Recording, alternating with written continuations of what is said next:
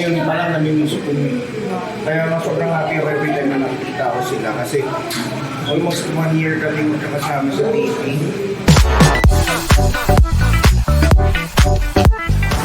Siyempre po, walang sa akong pasasalamat po sa kanila sa pagsusuporta po sa Forever Young. At huwag po silang bibitiw dahil madami pang mangyayari, madami pang takbo ang buhay ni Rambo. Kaya sana po supportahan nila kami hanggang dito. Well, ako siyempre tuwa ako kasi unang tandem namin ni Althea. Ako, first time ko siya makatrabaho sa first tandem. And sobrang natutuwa ako na it's well received by the audience. Joel and Rain. Marami pa kaming masishare na kilig moments, mga iyak moments, Madami happy pa. moments.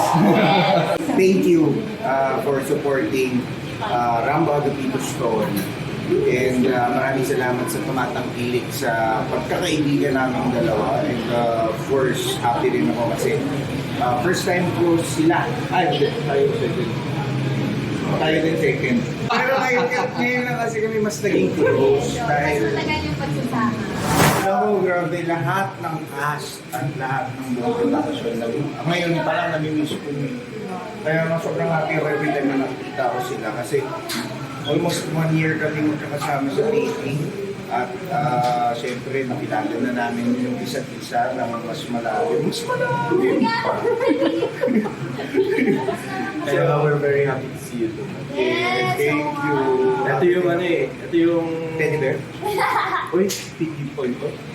Uy, ito kilala mama. At saka ito na yung food trip natin. Kaya nga, grabe yung mag-food trip sa set. Pagka nasa tent, kanya-kanya yan. Guys, ito yung lagi nalilibre. Okay, si Ompong, grabe si Ompong sa Forever Young, napakakulit. And ano bang mangyayari sa pagiging kapitan ni Rambo Latino? Ako, para sa akin, abangan niyo po ang mga mangyayari sa mga revelations, story, sa character ni Joril, si Raid, syempre ni Rambo. Yes. Ayan ang syempre nga tulad na sabi ko kanina, malapit na malaman ni Ray at ni Riley. Hindi nila totoong kapatid si Rambo. So, ano ang magiging relation nila sa family kapag nalaman nila yun. Kaya marami pa silang dapat abangan. Kaya kapit lang po kayo mga kapuso sa Forever Young 4 p.m. Ayan, pagkatapos ng Shining and Heavy Natin. Siyempre, dito lang yan si Jimmy, ako ng Prime.